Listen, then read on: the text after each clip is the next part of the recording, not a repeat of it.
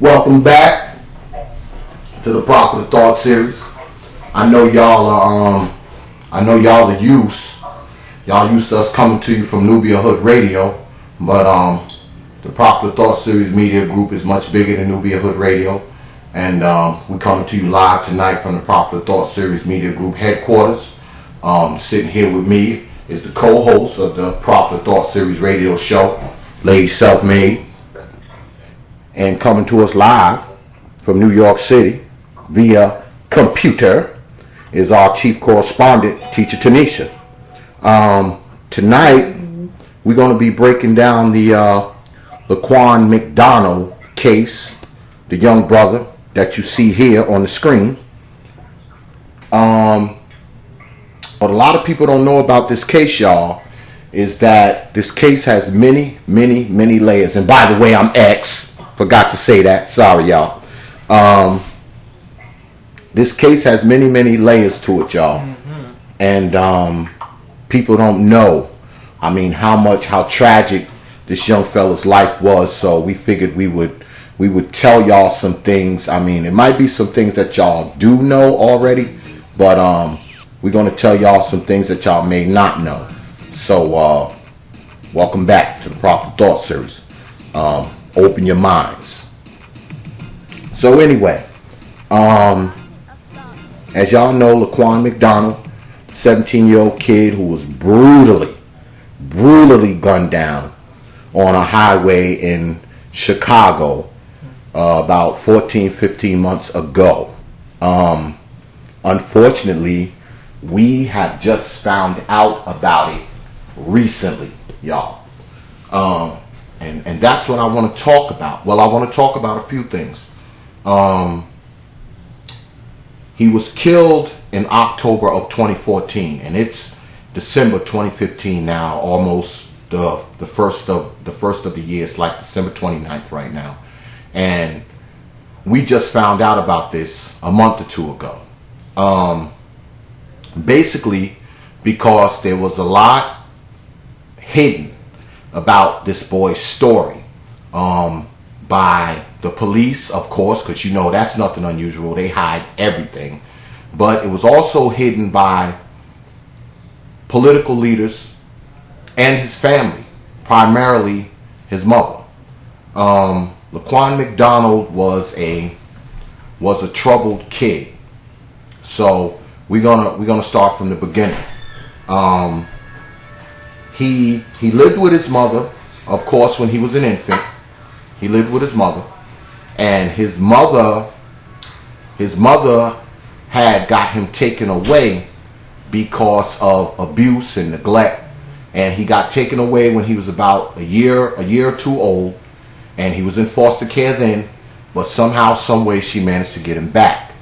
When she got him back, when he was about 3, her live-in boyfriend was abusing the child as well, beating on him, bruising him up, all these kind of crazy things, the crazy stories that we hear.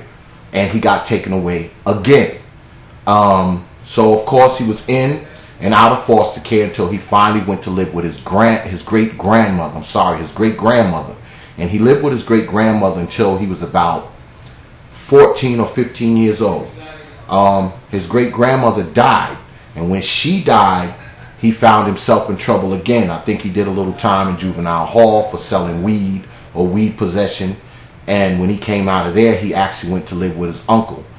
His uncle was the person he was actually staying with at the time, but he was still under foster care. He was still a ward of the state. His uncle didn't have full custody of him. He was just there under like a foster situation when he got killed. And the crazy thing about the story is that so much was hidden about this boy's life, and it was just tragic. And I think some people need to tell it. So we're going to tell it, because that's what we do here at the Proper Thought series. And I'm going to let my co-host and my chief correspondent chime in here, y'all. Okay. Tanisha, you want to go first, or I'll do it? That's fine. Well, from what I found out, the officer's name is Jason Van Dyke, and he he had a couple of complaints about him way before this incident had even 20. happened. Yeah, 20. He had like numerous complaints because he used to let racial slurs. People complained on him. He talked crazy to people. He just was a plain out asshole, like the normal police officers right now today. Okay, just a plain out asshole. Has to be in control. You know, it's kind of unbelievable because it was 5 officers there on the scene with the Officer Van Dyke. It was actually 5, and he was the only one out of all of them that actually came out his SUV with his gun drawn and ready to shoot. He just started shooting, and it's crazy because when the little boy spun around, I'm gonna say he's a little boy because he was only 17 years old. I saw the video, and when he shot him with the first shot, you can see how his body just went limp. So he probably killed him on the first shot. For him to go off and shoot him 16 times is just kind of unbelievable. And then what else is unbelievable is the fact that everybody just stood there and watched him do that.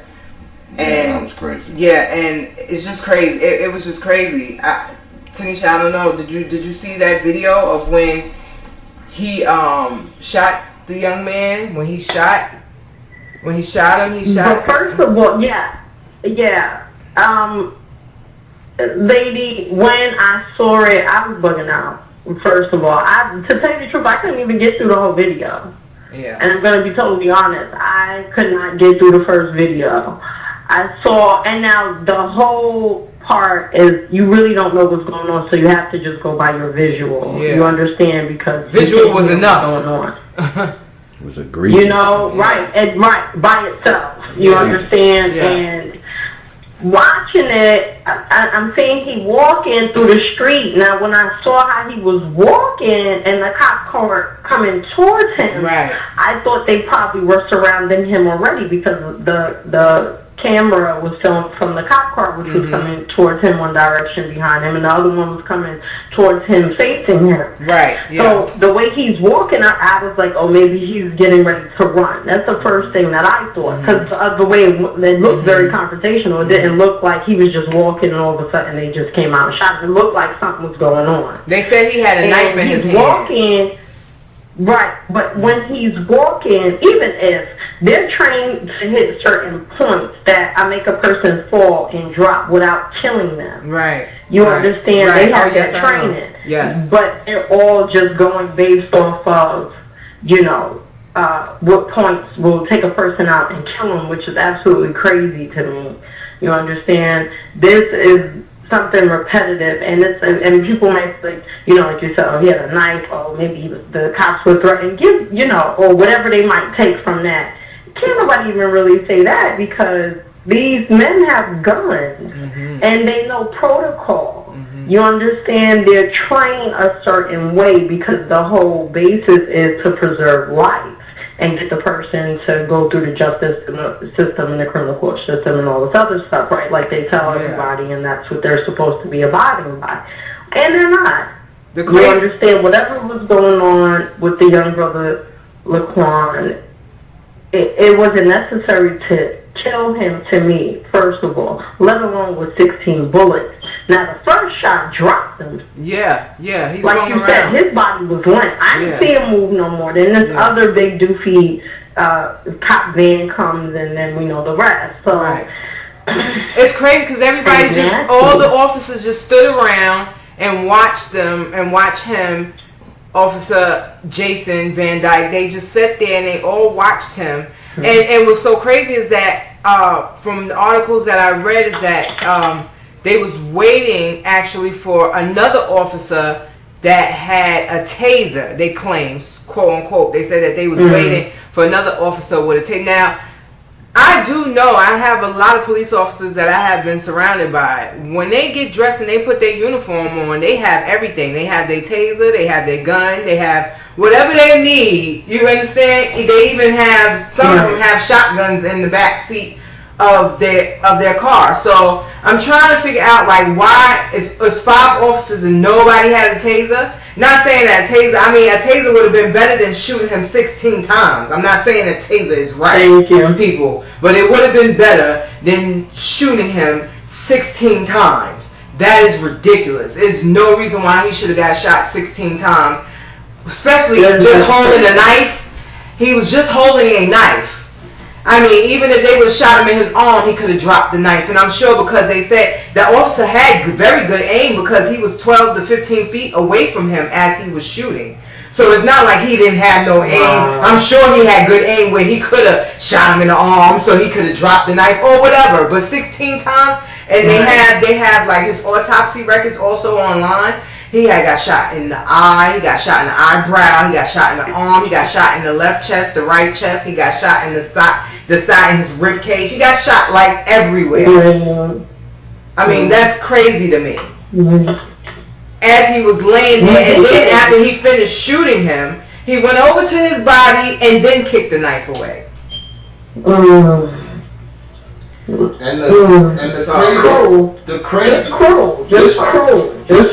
This is what strikes me as crazy, Teacher Tanisha. Now, the guy, when he shot him, when the cop shot him, right, he shot him twice, right? And I'm going to show this video while we're talking about it. I'm going to put the video up for the people to see it while we're talking about it. When he shoots him, if you look here, you can see that he's shot twice. Bam, bam. He's shot twice. He's on the ground. Now, 14 more shots come after that. Now, you always hear about how these cops are always talking about how they was in fear of their life and all this kind of nonsense, and he reached for a gun and all that kind of stuff.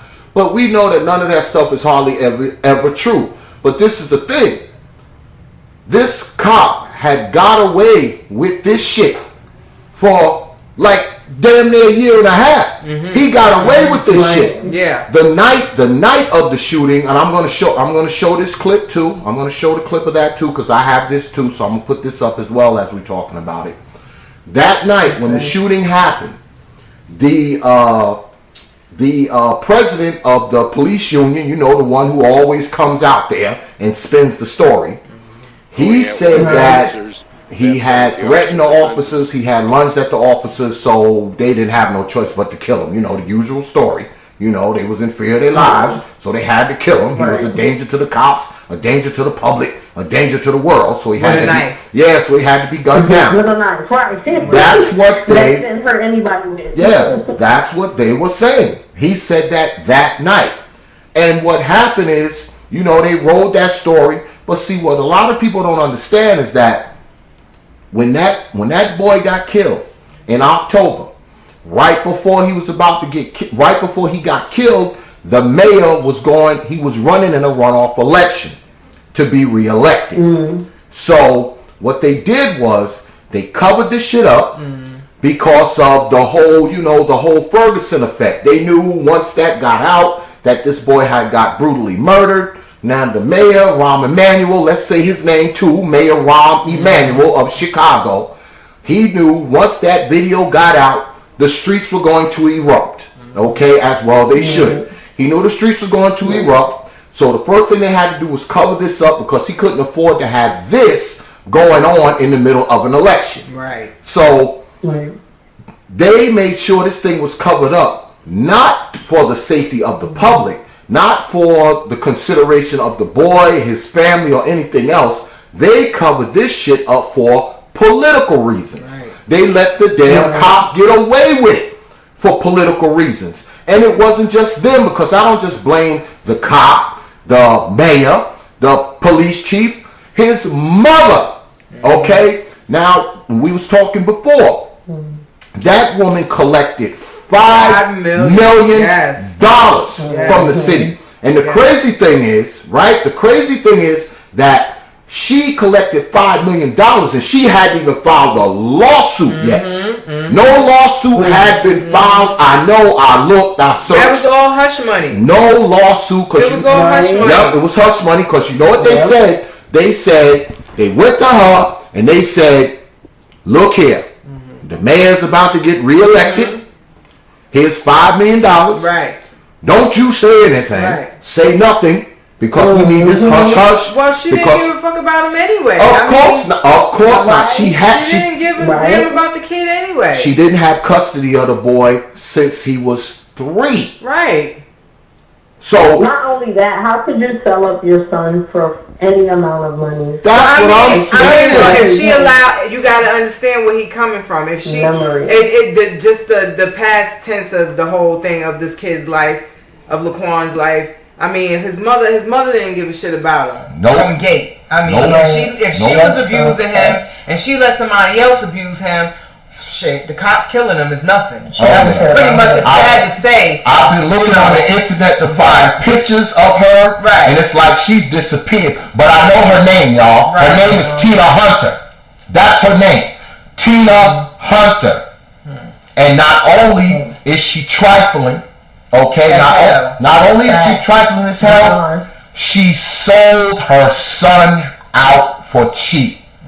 Cause boy, girl, let me tell you something. Do you actually think, God forbid, that they could gun my son down in the highway like that, and I don't say a damn thing? I say nothing. I say nothing. I would have told them to take their $5 million and shove it so far up their butt crack that they choke on it, that they vomit it up, okay? She took that money, okay, and she basically got paid $5 million for being a shitty mother. Pretty much. And through some of her spokespeople and some of her relatives, she actually said, and I quote, "Oh, I was about to get custody of him back right before he was about to get killed." Bullshit, lady. You weren't about to get custody of that boy. He was 17. You haven't had him since he was 3.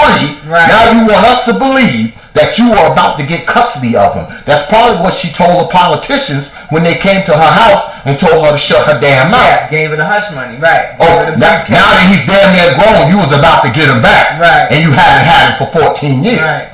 I mean, he lived with his great-grandmother for like 12 years. So doing those whole... Go ahead. It was a burden off of her, and that's her own child. It's ridiculous. Well, she got him taken away from her twice when he was an infant. And when he got taken away when he was 3, he never came back. He never came back because her ass didn't want to come back. Because for whatever reason caused him to be taken away, she never got it straightened out. So they said, well, we're going to let him stay in foster care, stay with his great-grandmother. And his great-grandmother took him in. She took him in, and he lived with her until, she was his great-grandmother, so I'm assuming she was elderly. So eventually she died, and then he was just a ward of the state. He got in some trouble, He got himself in some trouble, and when he got out, he went to stay with his uncle. But he was still a ward of the state. He was still a ward of the state because his uncle hadn't gained custody of him yet. So he was still under like county, state, town supervision. But somehow, some way, she managed to get $5 million. And not only did she get $5 million, what bothers me is that she said nothing all of this time. At all. Wow. All of this time. I wouldn't expect her to say anything anyway because of the kind of mother that she was. So I definitely wouldn't expect her to even put up a fight for her son. I wouldn't expect that from her. And we haven't seen her come out and say nothing yet. And you know why? We won't. Because it done made its way out of the headlines now. Right. So we're not going to, we're not going to see her. She got her $5 million payout. She done disappeared. Okay? But the boy was failed on so many damn levels.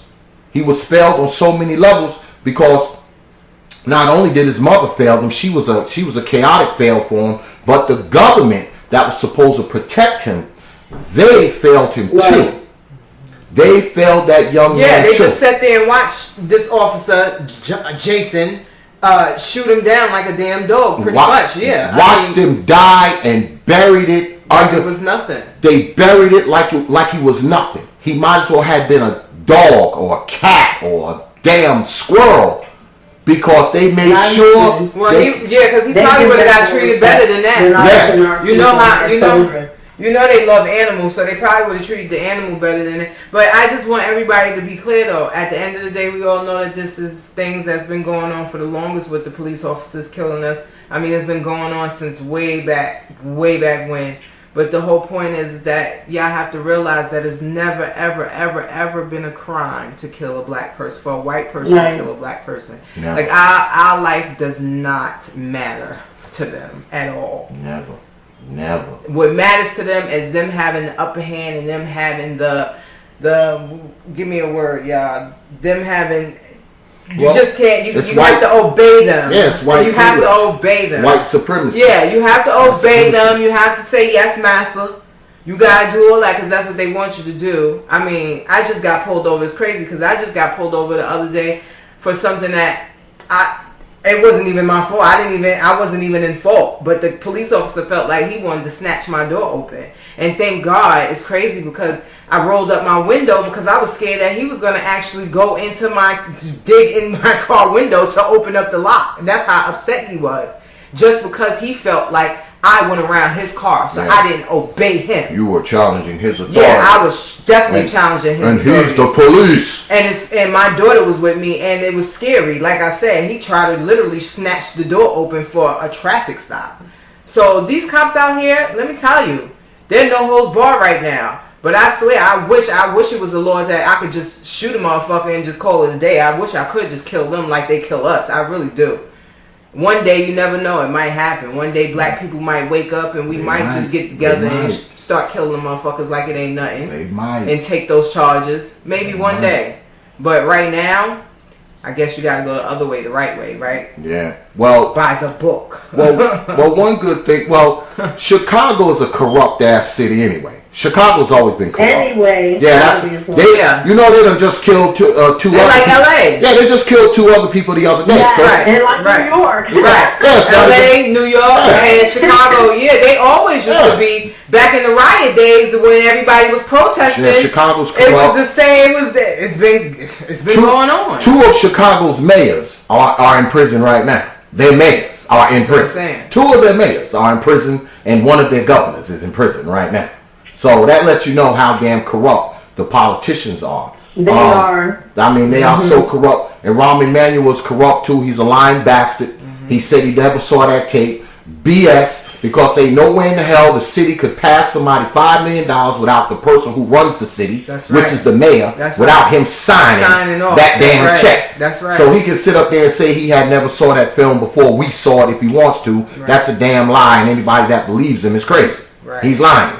He saw that tape soon as it came out. That's why they made sure it got shoved under the rug and hope it went away and hope it never surfaced. Because the only reason why that tape ever surfaced is because people were suing.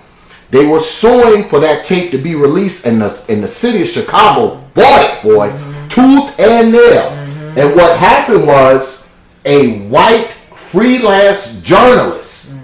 He took it to court because they had sued on the Freedom of Information Act. They had sued under that to get the tape, and they had lost. And they had lost it on appeal. I mean, they had sued for that tape like I don't know how many times. 12, 14, 15 times, I think. And this white freelance journalist was able to go in there and sue, and he won. He won. So that tape had to be released, and magically now, Teacher Tanisha, magically, the day that they scheduled the tape to be released, now all of a sudden they locking up the damn bigot cop. Right. Now all of a sudden the cop's under arrest. Right. And you know what the damn attorney general gets up there and say? Oh, we were gonna lock him up anyway. Well, one of the articles said that he turned himself in. One of the articles said that he turned himself in. It's only because it came out. It's only because it came out. And my whole thing is, did other journalists get a copy or happen to see this tape and didn't say anything? And if it was a black journalist, would they have had the same freedom to be able to get that tape out to the public? Right. Well, actually, some lawyers that his mother had got, they sued to get the tape, obviously, and they had saw it. His mother had saw it.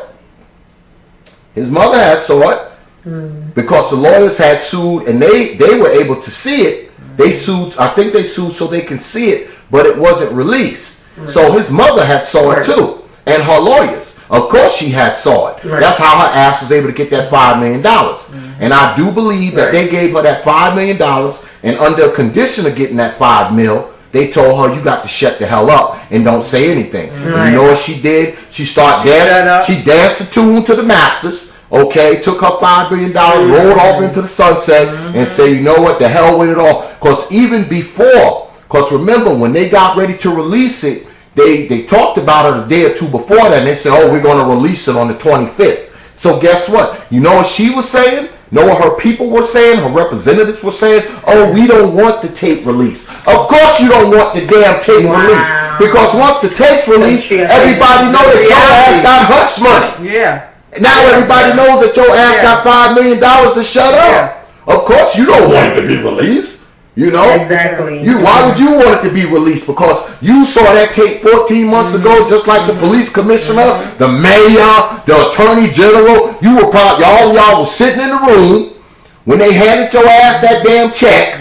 Okay, and they say, you know what, Miss McDonald, if that's her name. No, actually her name is Tina Hunter. I'm sorry. They said, Miss Hunter, we're going to make you sign a confidential clause on this here check. Because once we give you this check, we don't want you to say anything. And she did exactly what Master told her. Okay? Because, see, Master needed to get reelected. So Master couldn't have the Negroes running wild in the street, which they would have did once they saw that damn tape. Just like they did. As soon as that tape came out, the streets erupted. And he knew that was going to be the end result. And his ass was getting reelected. And he did not want that tape to come out. And the damn attorney general, she's a damn liar too. Because she's talking about, oh, we were going to lock him up. When? He's been loose for 14 months. Oh, you were waiting for an extra month? The same day that tape gets released is the day all of a sudden he's under arrest. Come on, man. I mean, everybody was thinking about their own ass. No one thought about that boy's life. The cops didn't think about that boy's life. The mayor didn't think about that boy's life. All he thought about was his damn political career. The attorney general, all she thought about was her damn political career and his damn mama, Tina Hunter, and their damn family. All they thought about was their damn pockets. Well, here we go again. I think the worst part of it all is that his mother just, I mean, whatever issues that she had, unfortunately, that, you know, allowed her son to go through much unnecessary hardship. I'm more disappointed in her than anyone. Like, she, as his mother, no matter what happened in the past, you would think he's damn near almost grown, a couple of years, okay, or whatever. He would have been of age, you know, like 18, and then, you know, going into 21, I mean, legal. She didn't get it together all these years? No. She probably ain't cracking. Some type of... Probably ain't cracking. I was all he had, because once she went, you know, passed on and transitioned, he really went buck wild. Well, you know, she didn't want to be... like his story and his life went. She didn't want to be bothered with that boy. I mean, he was away from her for 14 years. She wasn't trying to get him back. She wasn't. No. She was. Now that's what she told the white folks, you know, so she can collect the check. But I mean, the boy's 17. You wasn't trying to get him back. If you was trying to get him back, why in the hell was he living with his uncle instead of you? Why wasn't he staying at your house as opposed to his uncle's house? Right. You know, she probably had to say that because that's the only way she could, you know, collect the bounty on his life. You know.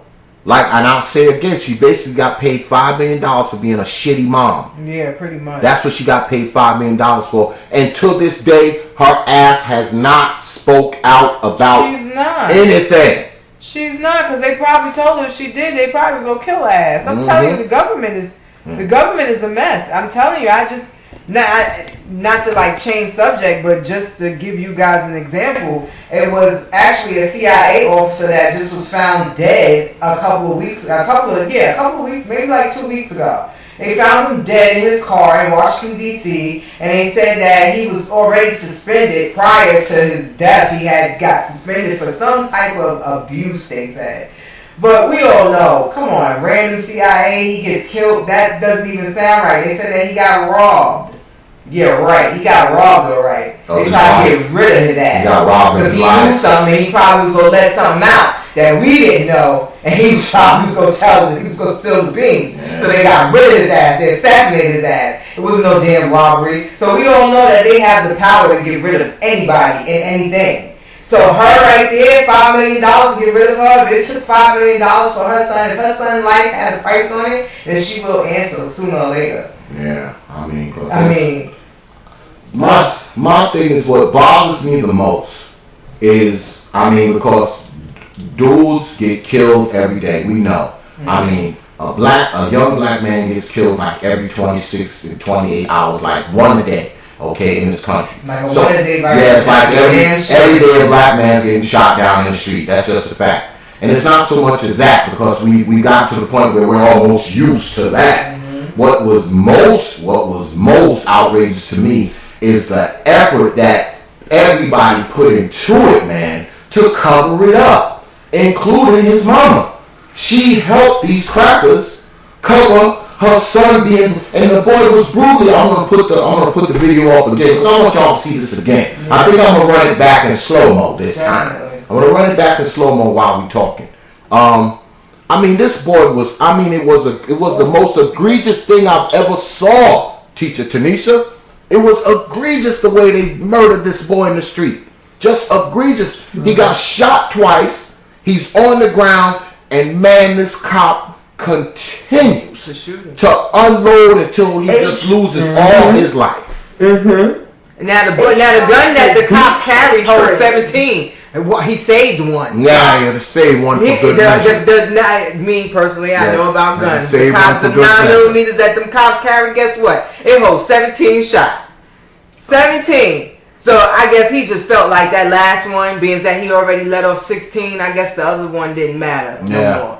16 was enough. I don't need the extra one. He just needed to stop right there at 16. He just kept shooting that boy. And that was like a hit, the way they did that. Yeah. It was like an assassination. It really was. Yeah. You would have thought that he had what the dude in Colorado that shot up the goddamn movie theater, he had a whole arsenal. You would have thought that homeboy, this young boy, Laquan, you would have thought that he had something like that. The way that man killed, the way that officer shot him down like that. Now, where the hell was they at when that shit happened in Colorado? Where was they at then? Thank you. Where was they at then when the cracker motherfucker shot up the school? Where they was at then? I'm just trying to figure out. When shut up that church. Right. All those places, all these things that took place. Did y'all see how many white people, not to change the subject, did y'all see how many white people backed that crazy little MF? Yeah. Of course. Yeah. Did you see that? Did you see his arrest?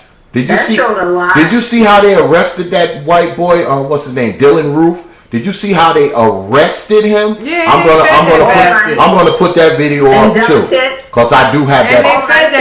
I have that footage as well, so I'm gonna put that up too for the people to look at. That girl, what was her name? Empress I. What was the one that got arrested for for going online and YouTube saying that it was open season on the white people? Yeah, with her gun. Yeah. That was Empress Sekhmet. Yeah, she had a good concept. She really did. Is she still in jail? She's out now, right?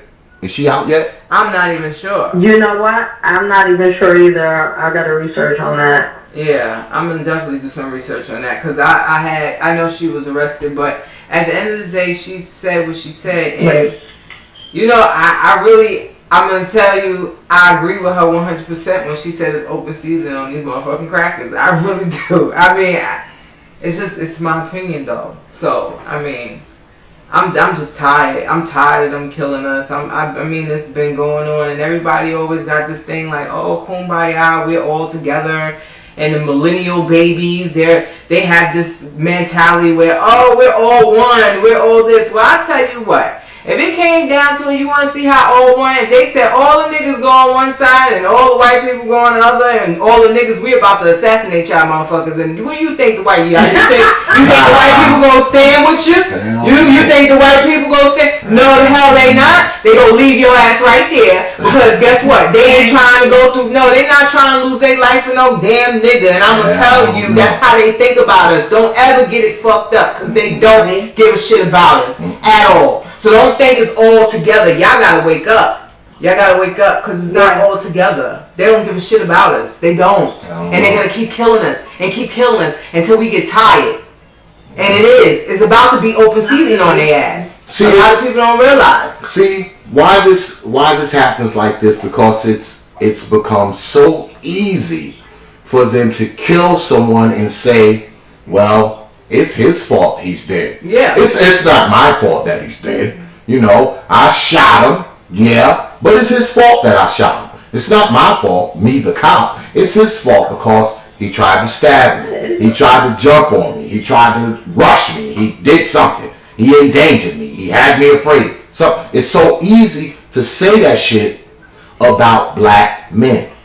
And they have made black men appear to be these violent, angry, intimidating monsters.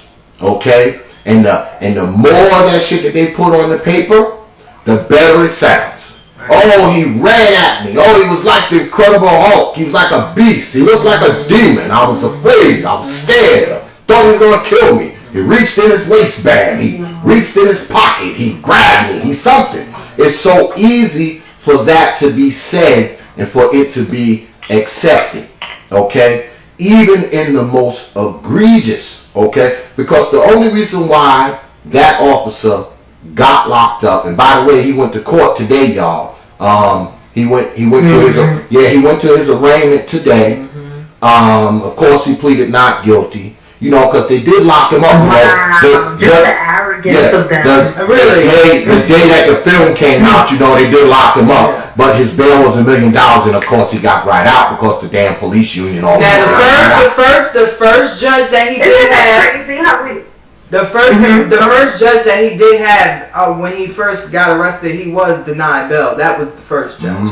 He actually had sense. But you know, when he went back, he got out. He got out. He went to court today. This was like his arraignment or whatever. He went to court today. You know, just formality. Went in there, oh, not guilty, blah blah blah. But this is what you're going to hear. Okay, this is what you're going to hear over the course of the next month, because it's going to take a while for it to go to trial unless they say, look, man, we got you, you need to plea, which is probably not going to happen. Cops usually take it all the way to trial. Now, when the trial finally does come down, we don't know what's going to happen. I'm thinking he may get something. At least he should get manslaughter, murder, 2, second-degree murder, something like that. He should be getting something like that. But what's going to happen is this, between now and then. You're going to hear former police chiefs, former prosecutors, lawyers, former law enforcement officers, and everybody else. And everybody's going to be sitting on these panels as this thing grinds its way down through the criminal justice system. And you're going to hear all the experts talk about how this guy was justified because, see, of his state of mind. You gotta consider what was going on through the officer's mind during that time. And everybody's going to be giving their damn analysis about how and why and what reason this damn cop systematically executed this boy with 16 bullets. Yes, he okay? did. 16. You may have 1 or 2 people. You're going to have 1 or 2 people who are going to be like, oh, no, you know it's wrong. But for the most part, you're going to hear a bunch of people. You're going to hear a bunch of damn people talking about how this man was justified. That's what you're going to hear. Trust me. You're going to hear that, and you're going to hear it a lot. So get prepared for it, y'all. Get prepared for it. Get prepared for it. That's what's going to happen. I'm just curious of how this is all going to end, but I feel like, you know, I hate to put it out there, but it's been the facts for the past couple of years, for the past decades. I think he's going to get let go. It's sad to say. It's a possibility. But I feel that way. And you know, everybody always got this thing where they always want to go march. Everybody want to go march. Every time something happens, they want to march. But those marches only last for a week, 2, 3, maybe a month. After that, it's all gone. Or maybe it'll last a little bit longer, and then people will start tearing up their own city, which makes no sense to me. I never understood that. Why march and then tear up your own city where you have to live, eat, sleep? You know, like your own community. Why would you tear? Won't you go and tear up their motherfucking community? Not your own. Right. Go tear up they shit. That's what you need to do. Not tear up your own shit. Tear up they shit. Go into their neighborhoods and they CVS's and all that stuff. I mean, I couldn't believe what happened in Baltimore and all those other places where they protested. That was crazy to me. I can't believe that they destroyed their own, like they destroyed themselves. Like that just didn't make no sense to me. I mean, it doesn't make any sense. Yeah. But it's a programming. It's a programming. Just like you said, the marches. That's a programming. Yeah, it's all programming. The black leader who sells out the most and eat that bread and go sell his people out and take the slaves around the corner and down the block, come back and tell them you have overcome, and everybody go sit down and forget what y'all was marching about until we do it again. You know, they just keep on doing the same thing over and over and over again. And like you said, why would you tearing up their neighborhoods? Why would tearing down ours? We don't have as much as they do. Right. We don't have it like that to be carrying on. Right. And tearing up stuff. But to me, that shows fear. When you do that, you being the white man's monkey when you do that. Right. To me, with the black people, I think that shows fear within us. And that's crazy because you rather shit where you sleep and lay in it, you know what I'm saying, take a bath in it, than to go and handle, you understand what I'm saying, than to go and handle that shit where it's supposed to be handled at. Now I'm crying. I don't like that. I don't want to sleep in my own shit. I don't want to sleep like that. I don't know about y'all, but I don't want to sleep in my own shit. So I'd rather go tear up they shit. I mean, it makes more sense. If you go do something, go tear up they shit. Go burn down they buildings and shit like that. They don't give a fuck about us anyway. So then we'll declare war after that. Yes, of course, you know it's going to be war. These are the consequences that's going to happen. It's not going to be that easy where you can just go over to their neighborhood and burn their shit up. No, it's going to be a war. Just realize that. But that's what people are scared of. They're scared of fight. To me, I do believe. Yeah, I do believe these black people nowadays, y'all pussy. I'm sorry. It is what it is. They pussy. Everybody, and then you allow. Back in the day, it's not even that. They don't got that hard no more. No, and then it's like our black men, they get arrested for this dumb shit. And I'm gonna say women too, our black men, but mostly our black men, they get arrested for dumb shit, and then they take away their rights of carrying a weapon. So of course, the more they knock out, the less people they got to worry about carrying them big things. I'm telling you. That's the only thing that's really going for them. That's their only upper hand because they have more weapons than we do. Yes, that's the reality. Because like I said, 90% of our men, damn near, you might as well say, is locked up in jail. And then when they come out, they can't carry no weapon. So they can't protect themselves. So if we did go to war, they got. That's the only thing. They got the upper hand on that. But we gotta do something. We gotta stop because this shit right here can't keep going on. My kids is getting older. Everybody else's kids is getting older. I be damned if I see, God forbid, one of my kids laid out in the street, shot 16 times. I can't.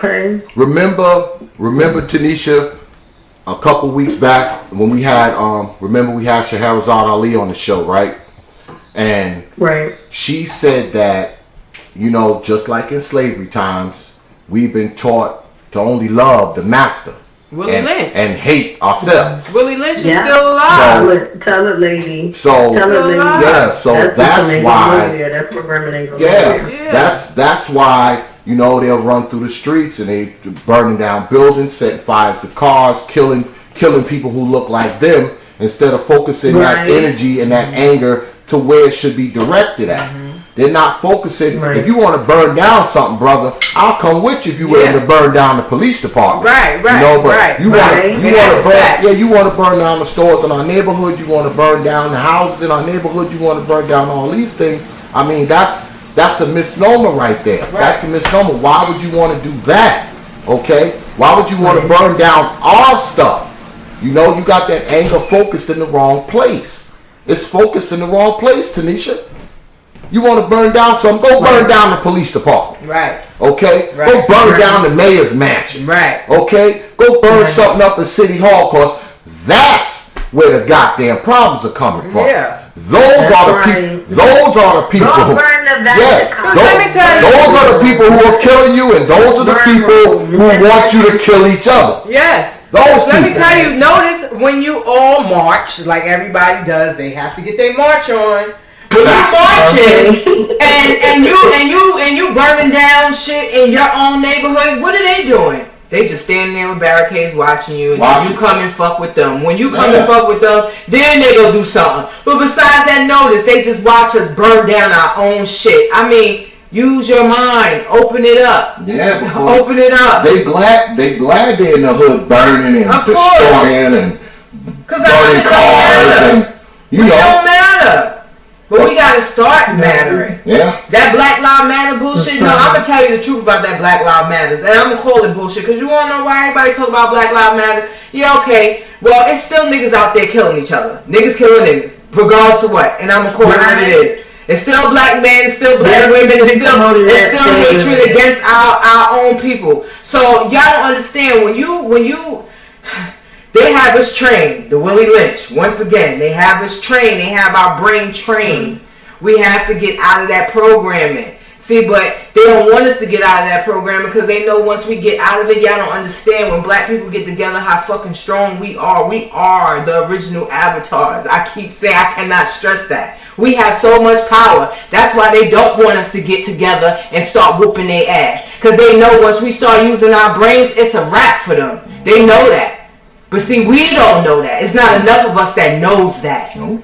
And see, we remain divided. So as long as we remain divided and killing each other and all this kind of nonsense, we're never going to be able to form like a coalition to protect ourselves. I mean, we don't even have to go and freaking burn down the police department or go and march on City Hall. All we got to do is be able to protect ourselves and we'll be fine. Okay? We need to know who the real enemy is. Okay. All right? Because if we know who the real enemy is, we can protect our young men from being shot in the street. Okay? We can protect that. We can protect our young people from getting beat up by police and hurt by police and killed by police. We can protect them from that. You know how we can protect them from that? When we stick together. Let me tell you something. When that boy, when Laquan Mcdonald was walking down the street that day, okay, with that knife in his hand, and all those police was out there, what do you think would have happened if 20 brothers like me would have came out there and been like, grab that brother and be like, come on, man, give me this damn knife, come on, we going on to the block, fuck these police. Because see, they either would have had to shoot everybody or shoot nobody.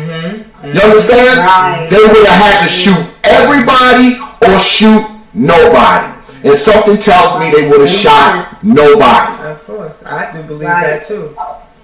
So it's strength in numbers. Yes, if we learn who the enemy is, okay, and learn to protect and look out for each other, we can protect our young men from this shit, Teacher Tanisha. We can protect them from this.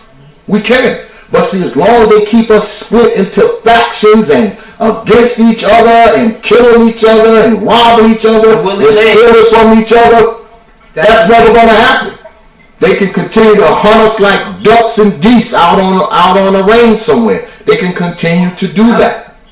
Because notice, whenever they kill a black man like that, 9 times out of 10, he's by himself. Never when he's in a group. No. When he's in a group of 20, 30 guys, it's always some black dude by himself. Once again, it is strength in numbers. By himself. Wake up. You know? So we gotta take a look at that. And we need to start protecting our own streets. Even if it means protecting it from some of us. In your mind. Even if it means protecting it from some of us. Because there's some of us out there who are crazy. Okay? And we need protection. Oh, yeah. And we need protection from some of their black asses. Oh, yeah. You know? We need protection from, because the sad thing is, what's really sad is that one of the biggest threats to black people isn't white cops, but it's black ass niggas. Okay? Right. Now, mind you, I've never been a fan of the police, but I mean, there's some of us, man, who have killed more of us in the run of a month than all the police all over the country have done in a year. Right. So, I mean, we have to, this is why these cops, man, they don't respect our lives, they don't respect us, they don't respect our way of life. You know why? Because they don't think we do. They don't think we do. They just don't. They don't think we do. And they think, and it's been proven, that they can kill us in the middle of the street and get away with it because it happens all the time. With 16 shots. Yeah, all the time. They tell us that when we bear arms, I don't know if it's a rule everywhere because certain states is different, but here in the state of North Carolina, I can't even go in my front yard and empty the clip because I would go to jail. Even if somebody came and tried to break into my house, I would still go to jail to empty the clip on their ass because they broke into my house. I would go to jail for that. You empty that clip, you're going down. And here it is, this officer, 16 shots. 16, he emptied the clip. It was only one left. He emptied the clip. But he's getting, to me, I feel like he's getting away scot-free. But I'm not entitled. I can't empty no clip with somebody try to break into my house and try to kill me or my kids, God forbid. I couldn't empty the clip on them. I could only shoot like 2 or 3 times. I mean, because if I shoot more, I'm going to jail for trying to save my family and my life. It's just sad, man. It's so sad that this boy's life began tragic. It was a tragic existence, and it ended tragic. It's almost like everybody played a part in killing him. It's like everybody played a part in killing this young man. I still can't believe all those officers just stood around there. Even though they didn't pull the trigger and they didn't have their guns, they didn't shoot him.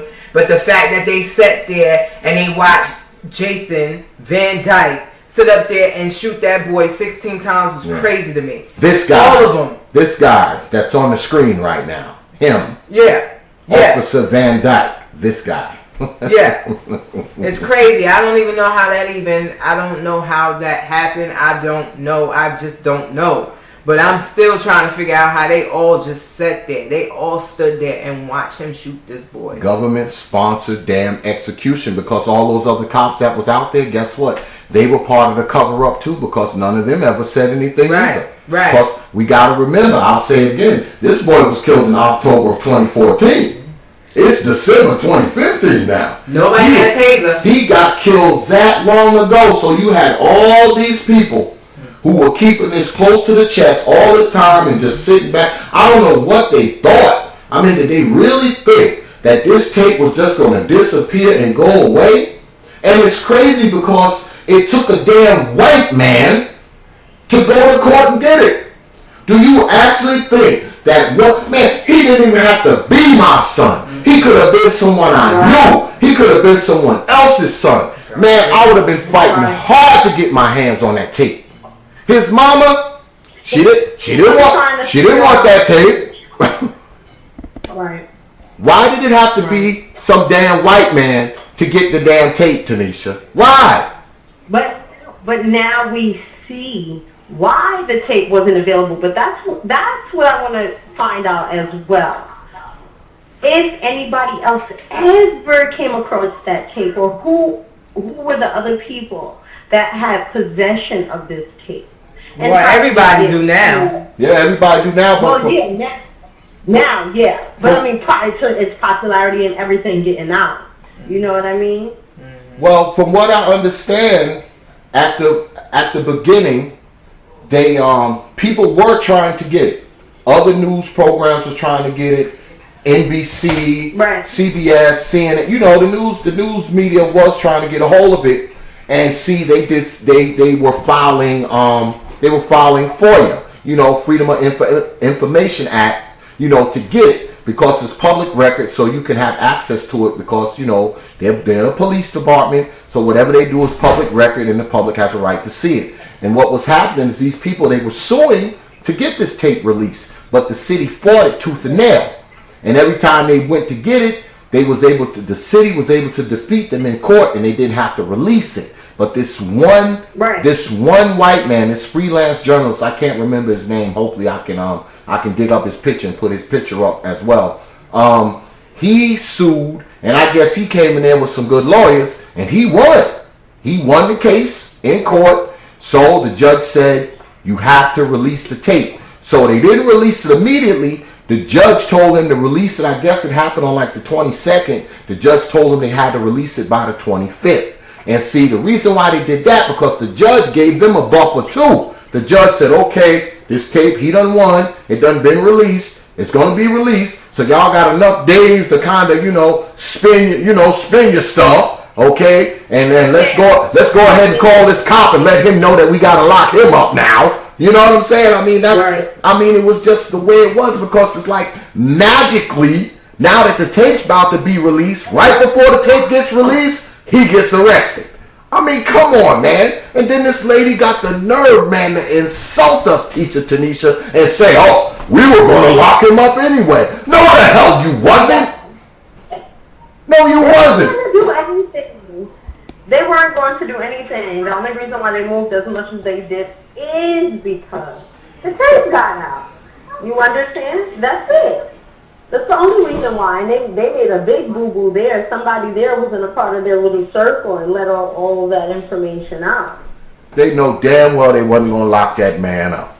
But see, they had to say that. They couldn't get up there and say, oh, we wasn't going to do nothing to him, even though that would have been the truth.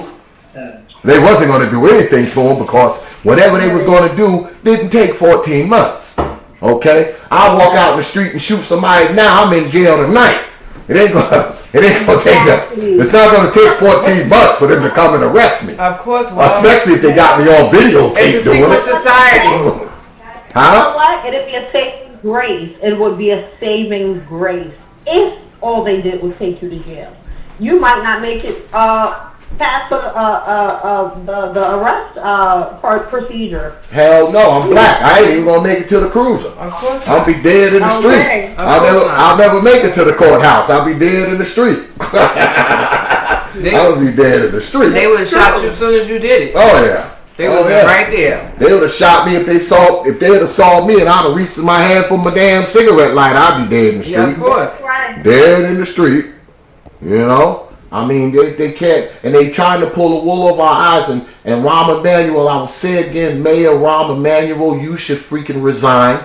Okay? We're going to put a picture of him up too. You need to resign. The state attorney, she needs to resign. Most definitely. And see what they did, they tried to throw black folks a bone. They tried to throw black folks a bone. Well, they always do. Yeah, and what they did was they fired the police chief. Okay? They fired the police chief. Right? Because, see, they let him be the scapegoat. You know, they make it seem like it was all his fault. Yeah, so they hurried up and fired him. You know, he's the scapegoat. It's all his fault. But guess what? Who the hell do the police chief take his damn orders from? The mayor. So whatever he was doing, whatever he was covering up, he was doing that under the orders of the mayor. Okay? Because the mayor is his damn boss. That's why he was able to fire him. Because he's his boss. Okay? His ass need to step down. The state attorney general need to step down. And and that's another thing I want to talk about this case. That damn, the attorney general, man, Loretta Lynch, man, that lady sucks. Okay? I don't know why the hell Obama hired this lady. She gets on TV and says, well, we're going to investigate the Chicago Police Department, and we're going to investigate the pattern and practices. Pattern and practices? That's crazy. That's just so crazy to me, because I'm still trying to figure out. They all claim that they was waiting for a police officer that was coming with a taser. I'm still trying to figure out how in the hell did none of those cops, any other time they got every weapon in the world on their body, how did none of those cops have a goddamn taser to tase this young man? Rubber bullets, nothing. Nothing. If they did have one, they're not going to act like they did. You know, that's going to magically disappear or whatever. Just like the tape did. What I'm thinking is maybe the officer, you know, maybe he was high or drunk or on something, or, you know, I mean, something was going on, right? He was either high, drunk, something, something was happening. Where nobody else intervened. There was other cops there. Well, once he started letting off bullets, you know what's going on through the cops' heads, right? Oh, we got to figure out how we got to help him cover this one up. That's what they thinking. They're not thinking, oh, let us stop this guy before he kills him. No, they're thinking, damn, we got to figure out how we going to help him cover this shit up. Because guess what? All those cops that was out there, they didn't say a damn word either. Nope. They're part of the damn cover-up too. They didn't say nothing. Of course. They didn't say a damn word either. They didn't even, I don't even think. And if they wanted to, I'm sure they got threatened not to. Yeah, well, I didn't even see their names as I was reading up on this. Nope. Their names is not even. They're not going to. They're not even, you just not know them trial. by 5 officers. That's all you know. Yeah, not till That's the trial. all you know. When the trial comes out, they're going to be called. They're probably going to be subpoenaed because they were on scene. They're going to have to be. Yeah, they're going to have to. They're going to be subpoenaed because they were on scene. Whoever was out there that night, they were on scene. So they are going to be called. And then we will find out who they are, what position they were standing when they got there, how long they were there, what their BS assessment of the situation was. We're going to hear all of that. We're going to hear that slowly. This information is going to trickle out slowly. It's not like we're going to hear it like tomorrow. It's going to trickle out slowly. And trust me, the trial's going to be a doozy because you're going to have any and everybody damn expert that you can actually find. Right. Okay, trying to break this case down and make it seem like this damn cop was justified in what he did. And not only that, you know what else we're going to be told about that video? That we're not seeing what we're seeing. Oh, you're not seeing him getting shot. Yeah. You're seeing something else. Yeah. You're not seeing him getting shot because that's their thing. You're not seeing what you're seeing. What's funny about that? That's the justice system. That's the blind justice. For sure.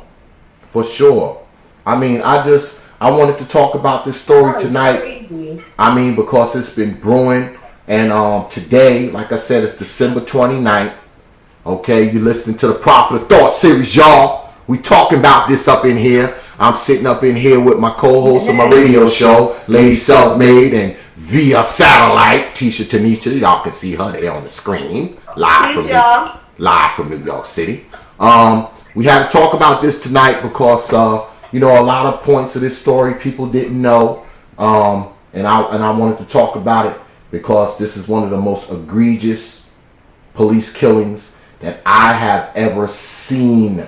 And I mean it, and I'll say again, this boy, it's like everybody took a part in murdering this boy, from the mayor, the police chief, the police commissioner, the cop that shot him, all the cops that was out there and let him shoot him all those times, and his mother and his family. They all let this boy down. They let this boy down when he was an infant. They let him down in his teens, and they let him down after he was killed. No one's ever stood up for this boy. No one's ever did what was right by this boy, and they continue to do that even after he was dead. His damn mother didn't even have the guts, to stand up to them damn white folks in that government and stand up for her son. She should have been shouting from the rooftops. Instead, she took $5 million. Yeah, she's the one that took 16 bullets. $5 million of hush money. Because if it was all about money, fine. If she thought, okay, I deserve some money for my son being killed. If she would have sued, she would have got that money anyway. If not more. Yes, more than. If not more. Can't bring him back. Can't bring it back. But if she would have sued, we wouldn't just now be hearing about this. We would have been hearing about this when it happened. When it happened. There wouldn't have been able to be no cover-up. Because they wouldn't have been able to silence her lawyers. Once it goes into court, it's in court. And the damn thing they can do about it. We would have heard about this last year. Instead of talking about it December 2015, would have been talking about it December 2014. That's right. And maybe this cop wouldn't have ran free for 14 damn months. 14 months. The Attorney General, we could have put pressure on them, man. She could have put pressure on them. We could have put pressure on them. And that Attorney General would have had to lock that damn cop up there. It was protecting him because he said that he was scared for his life. He was scared for his life. He's gonna get death threats and everything else. Yeah, blah blah blah blah blah. I mean, it's just a tragedy, man. It's a tragedy. That's why I wanted to talk about it. I know we're not gonna be on the station for like another 9 days. Right. So I wanted to talk about this. I wanted to get it up. Like I said before, y'all listen to the Popular Thought series. This is a special edition of the Popular Thought series. This isn't a Nubia Hood radio production. This is a Popular Thought series media group production. And you'll be able to see some of this, y'all, on the Facebook page, but you'll get to see the whole talk on our YouTube page. So just go see us at the Popular Thought series at YouTube. The address and the hyperlink is going to be underneath the box in the Facebook page. So click on that, and it'll be able to take you, right to the YouTube page. And while you're there, check out some of our other stuff too. But if you want to check this, like I said, you can check out the whole story on the Popular Thought series YouTube page. Something else I want to mention, y'all. Today, of course, another tragic disappointment. I don't know why I'm even mentioning it, because I'm not going to tell y'all nothing that y'all don't already know, but I'm going to say it anyway. Tamir Rice, I don't know if y'all remember Tamir Rice. Tamir Rice was the 12-year-old kid who got killed in Cleveland, Ohio, in the park. He was a 12-year-old kid. He had the pellet gun, and the cops pulled up, and they got out their car, and 2 seconds later they killed the boy. Yeah, I remember that. Today, the grand jury decided not, and I will repeat, not to indict the police. The grand jury said that the cop was justified in killing the 12-year-old Tamir Rice, which I'm showing on the screen right now. They decided that his murder was justified as well. Are we surprised? No, not at all. Are we surprised, y'all? I'm not. No. Now, mind you, this was a 12-year-old kid. Me angry as hell. 12-year-old kid. They were there 2 seconds. It took 2 seconds from the time they pulled up to the time they got out the car to kill this boy. 2 seconds. That's all it took. Pull up, 2 seconds, boy's dead. And they claimed that he was reaching in his waistband. And they kept running the film back and forth and back and forth and back and forth today. And they had it trying to make it seem like he was reaching in his waistband. I didn't really see it. That particular piece of footage I don't have, but I will get it because I need to see that for myself.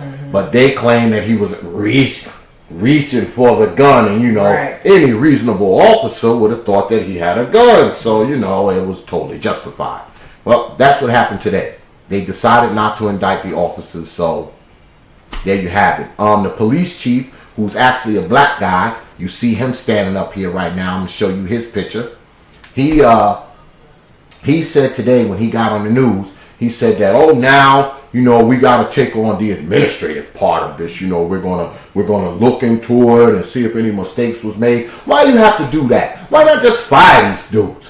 What is there to look into? You've seen the film. You've seen that case happened a while back too. You've seen the film. What else is there to do? Well, you got to sit down and figure out how to strategically make it so you can keep these damn white boys on the force. And he's a black dude. He's a black guy, the chief.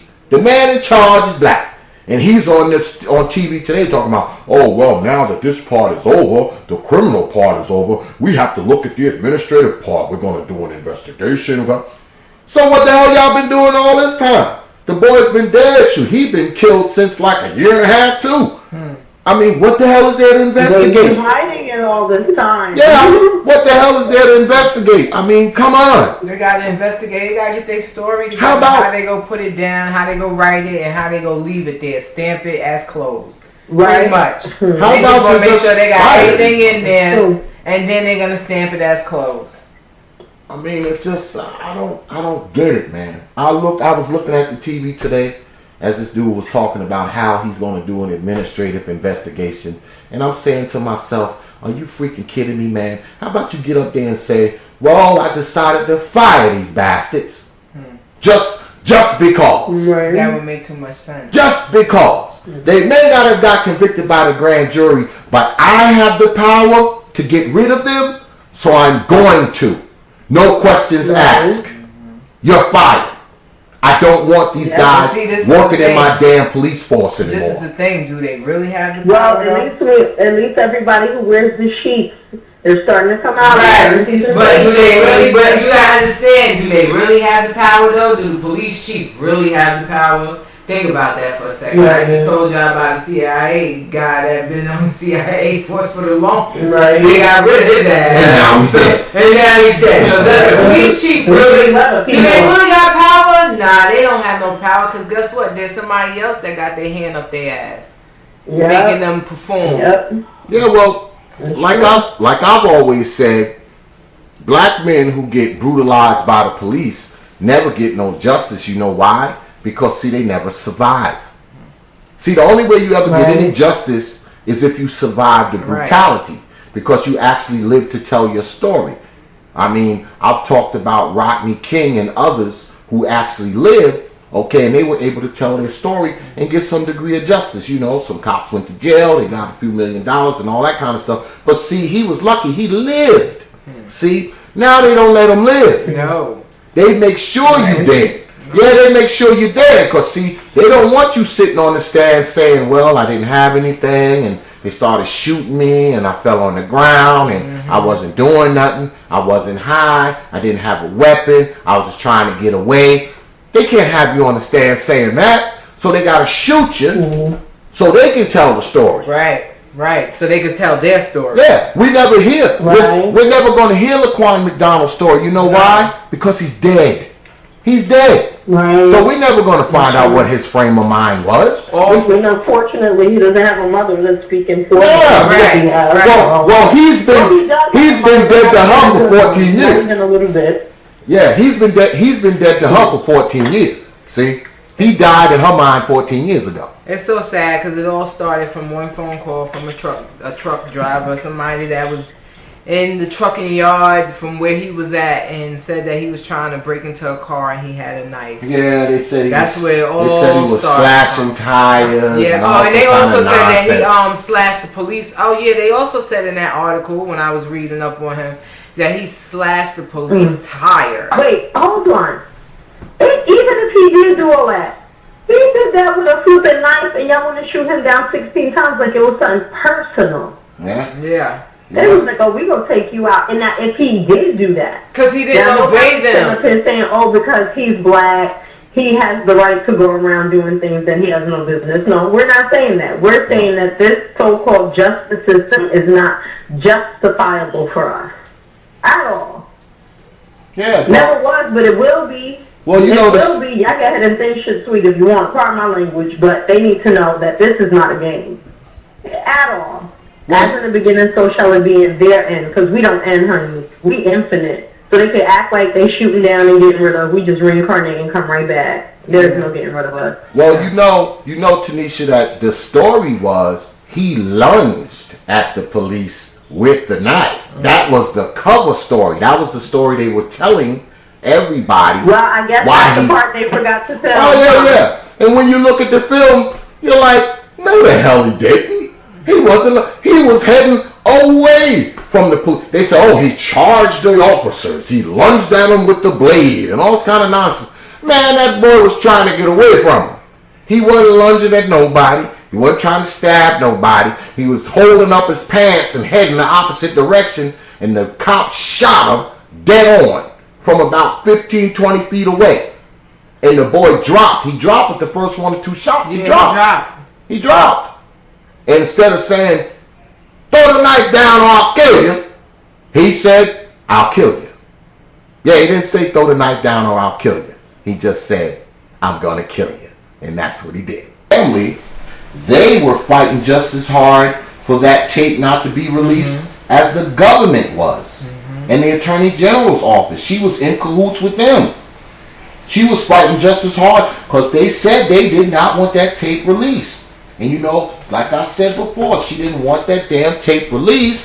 She didn't want that tape released, Teacher Tanisha. You know why? Because once that tape's released, she's exposed that she sold out her damn boy.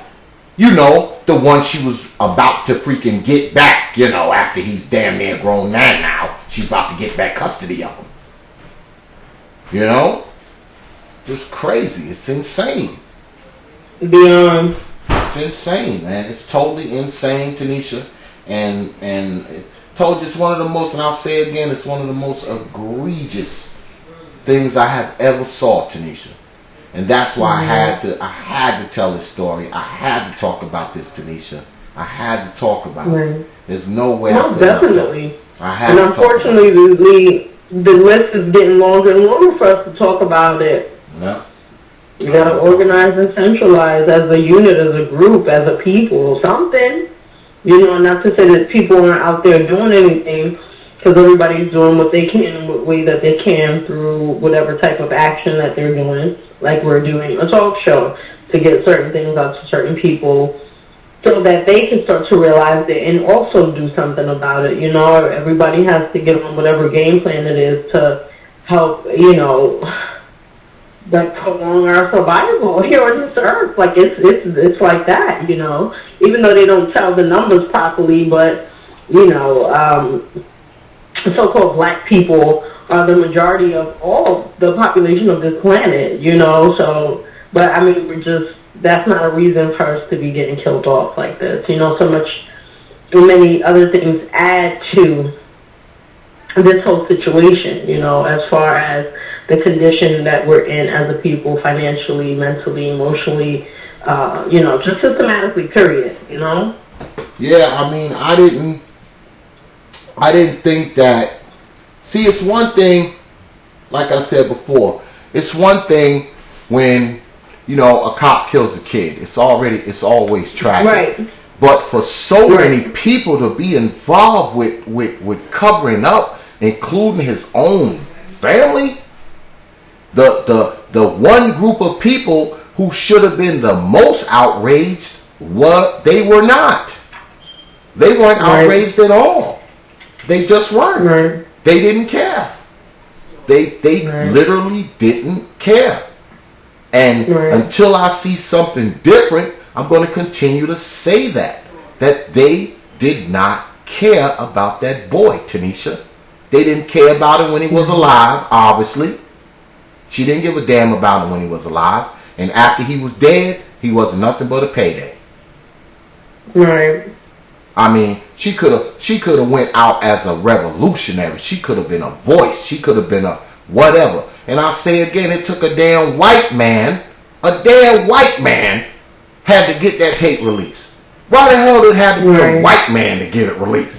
Why none of our black asses went up in there and fought to get that damn tape released and try to see that boy gets some type of justice for his life so he didn't die in vain? Why it had to be some white man to do it? I mean, come on. That's another thing. It's like we don't get nothing done unless the damn white man is involved. We're about to bring this show to a close. We'll be back on the air, y'all, January 7th. When we come back on January 7th, I think we're going to do the, I'm not sure, but I think we're going to do the Xavier Strickland story. For y'all who don't know who Xavier Strickland is, Xavier Strickland was a 4-year-old boy, and he was killed. He was killed by some pit bulls while he was walking with his mother. He's one of many people who've been killed by dogs in Detroit, and the press isn't talking about it. That's why the Proper Thought series is going to talk about it. That's probably the reason that's what we're going to talk about when we come on the air next. Unless something else comes up, I don't know. You know, we change our minds a lot here at the Proper Thought series. But this is the Proper Thought series media group. Don't get it twisted. We are partnered up with Nubia Hood Radio, but they do not own us. They are just an arm of our media group. That's why y'all seeing us here now. And this is our thing, and we're going to be doing these things quite often because we want to be able to bring y'all some stuff that, you know, on days, you know, that we're not on the radio. Because the people that follow us, y'all know we on the radio every Thursday, but we only on the radio Thursday. So you're going to hear some more of these things. You're going to see some more videos, and you're going to get some more of the Proper Thought series. Take on these things. Any last words, Teacher Tanisha? Well, peace and blessings, family, black power. Let's unify. Let's get it together. Let's stop talking, more action. Let's do it. Come on, y'all, help us. Unity, unify. Let's do it. Yes, most definitely. That's right, y'all. Hey, like it. Y'all been saying, like Lady was saying as well, ain't no we depending on who? The white people to do first? Like, give me a break. We have to do it ourselves. I mean, if we're the beginning of civilization and creation and we're the gods and goddesses here on earth, and we got to return, you know, as in the beginning, so it shall be in the end, or the end, rather. Exactly. That's my words for this evening. All right. Any last words, Lady Selfmade? The only thing I gotta say is wake up and open your mind. Open your mind, people. Yes. Open your mind. Fact. All right, then. We're going to close this out, and, you know, I'm X for Lady Selfmade and Teacher Tanisha. This is the Prophet of Thought series, and as usual, we leave y'all with 3 words. Open your minds. That's right. We'll see you next time. We out. Peace. The Prophet of Thought.